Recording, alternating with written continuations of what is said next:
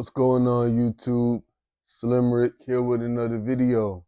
And in this video, I'm going to be speaking on the benefits, the long-term benefits of quitting weed and why you don't get the benefits of quitting up front when you do stop smoking weed. And the reason why I'm making this video is because I've been getting questions about relapses, people relapsing on weed, and I want to encourage those on their journey of quitting to continue, even though you might not necessarily be seeing or receiving the benefit of quitting up front. So, the first thing that I want you to understand when you make the decision to quit weed is that you quit smoking. So getting high is out of the picture completely. See, before you hit that weed, you hit that gas, you hit that blunt, you up, you feel good, you feel relaxed, you feel relieved, you could kick back, you could chill, eyes low, eyes red. You quit now. You're not smoking no more. You're not rolling up no more. You don't get to experience that emotion when you just open the bag. You don't even get to experience that no more. You don't get to experience that feeling when you coming around the gas and you smell the smoke. You don't get to experience that no more. You don't get to just let your problems drift away. You don't get to go through a whole day of stressful situations and hit the weed, you hit that za, and it's all gone. You don't get that anymore. And it might feel like you haven't reaped any benefits from having had abstained. But what you got to understand is that you deciding to quit weed, you going from a person who's been living through instant gratification to someone who's now delaying gratification. You see, when you was a pothead, you were purchasing your happiness. You were buying happiness. You were buying stress relief. You were buying comfort. It's $40 for an eighth, $80 for a quarter, $150 for a half. When you purchase that, you purchasing relaxation. It's a cheap vacation, like Frank Ocean said in Nights. It's a cheap vacation. Now that you're trying to quit smoking, now that I've quit smoking, there's no more cheap vacations. There's no more getting away from things. I got to deal with whatever it is that's bothering me at the time. I no longer have the option. I no longer have the option to just hit the weed. I hit the gas, hit the blunt, and it just leaves. Like all the stress just leave my body. I'm no longer able to cope. You're no longer able to cope.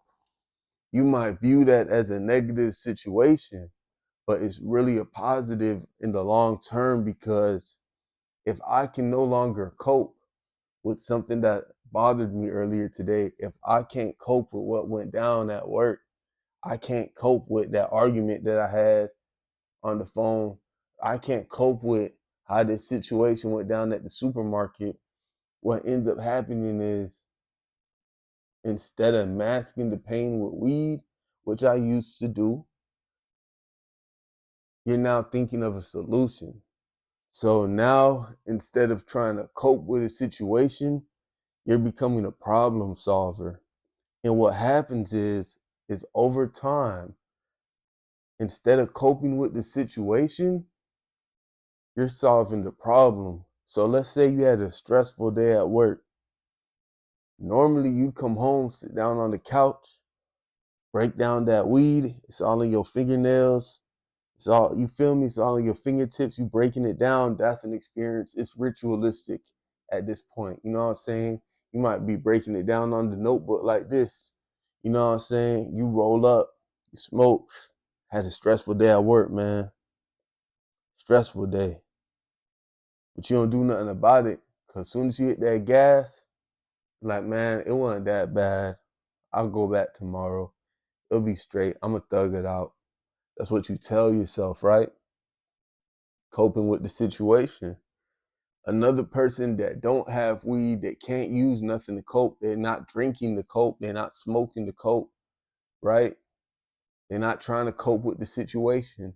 They want to solve the situation. You come home from a stressful day of work, what you gonna think? If you don't got no trees, you gonna think, what do I have to do in order for that never to happen again? What do I have to do in order for me never to have to feel like that again? That's gonna be the difference. So now you just encountered a stressful day at work. Instead of coming home and trying to cope with the situation just to feel good for the moment, but you're really letting everything go to shit, you gonna write something down. You might do 4 or 5 job applications. You might tell yourself, I gotta learn a skill. I gotta get certified in something else so I can leave this job right here. I gotta go on a job interview. I gotta network with somebody so I could figure out an opportunity to get me up out of this predicament, because I don't like what's going on. I don't appreciate the way I'm being treated. I don't appreciate the compensation I'm receiving for the work that I'm doing. But if you're coping with the situation, you might not be happy with your pay. You might not be happy with your position at the job. You might not be happy with the way you're being treated within a certain dynamic. It could be within a friendship dynamic or a relationship dynamic. If all you do is smoke to cope, you don't end up addressing the problem. So you have people that run away from the problem, then you got people that solve the problem. You having quit weed, you being abstinent from that for a while, you have nowhere to run. And what it forces you to do is it forces you to solve the problem in front of you. And that's going to be the difference that makes you into a winner. So take 6 months to a year of you coping with the situation versus 6 months to a year of you thinking about how you're going to get yourself out of a situation that you don't like. And in a year's time, if you could have compared the two versions of yourself, the person that's coping with their difficulties and the person that's actively looking for solutions, the person that's actually looking for solutions is going to be in a completely different situation. You haven't coped with everything the whole time. I didn't appreciate how they was treating me. I didn't appreciate what was going on in that situation. I didn't appreciate it, but I smoked to get by. And the fact that you got by, a year from there, you're going to be in the same situation, still mad, still upset, still bothered, still hurting, because you masked the whole situation with weed. You might have been in a bad relationship and you masked it. Y'all smoked together and y'all both masked the fact that you in a relationship that's not going nowhere, right?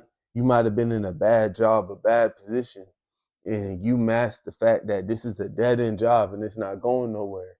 You might have had situations with, maybe you took out a loan and the loan was high interest. If you don't got that weed, instead of smoking and telling yourself that everything's gonna be okay, what you gonna do? You're gonna pick up the phone and get them people on the phone and be like, hey, this interest rate too high. I need you to do something about this interest rate. You're gonna be more proactive, and that's gonna be the difference. You can't be lackadaisical. You can't be too laid back about certain things in life. You gotta be a go-getter. You gotta be a person that takes action. And quitting weed, you're slowly developing the skill, because now you have no option. You gotta take action. And that's what the difference is. So you might have been abstinent from weed for, you might have abstained for like 2 weeks, 3 weeks, a month, 2 months, and you don't really notice the benefit. But you're not gonna notice the benefit. The benefit is that now you're not taking anything less. You're not accepting nothing less than excellence for yourself. And that's the difference. But you're not gonna see it the first 3 months, or maybe the first 5 months, or the first few weeks. It comes over time. And then over time, let's just say that you're spending 120, you're spending 120 a week on weed times 4, that's 480. 480 a month. Let's say you quit for 6 months.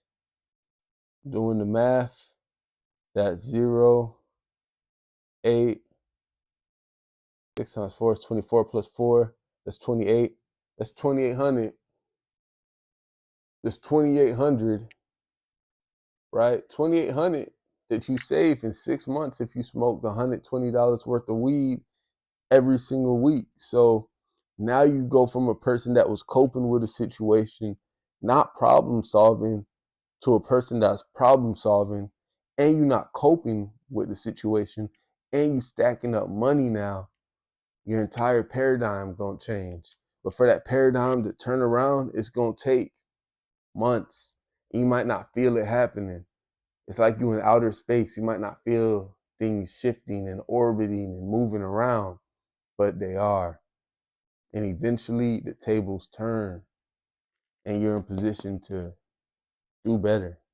So that's the little piece I have for today about quitting weed and, just staying off that gas and the benefits. It might not be up front, but the main benefits is long term, man. Just your mind state, you problem solving now, you stacking up. I already made a video called Weed is Making You Broke. Go watch that one. Slimmer6, like, comment, subscribe, do something.